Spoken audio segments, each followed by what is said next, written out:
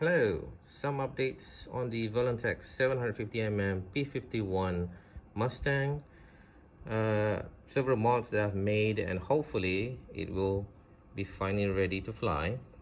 As you know, I do have the Caddx Vista mounted in the canopy along with the DJI camera and Rush FPV DJI antenna. It all connects to the Lefei Gyro, which conveniently has a DJI connector which shows all the OSD on screen.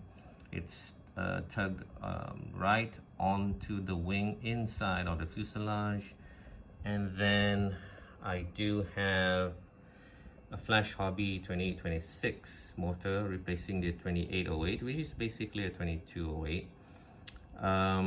It is hooked up to a Hobby Wing Skywalker 50 amp ESC. I know it's an overkill, but it's slightly smaller or shorter than the 30 amp one, so it does fit, albeit snugly inside the fuselage at the top end.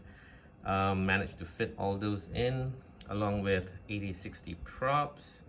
I do have rubber wheels replacing the foam ones, which I think works nicely, and I do have another one at the back which replaces the kind of embarrassing thin plastic wheel that it originally has.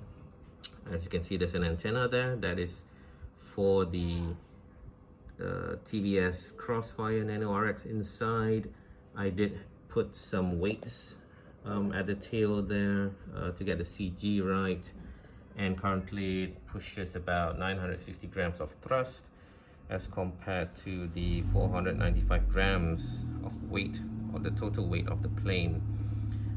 It's a bit more than the stock weight. I think if you're flying stock, it's about 300 plus grams.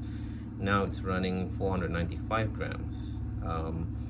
If I did my calculations correctly, I do need about 1.4 thrust to weight ratio to fly this with the current weight, and my calculations, I'm putting it at 1.9 thrust to weight ratio, so it should fly.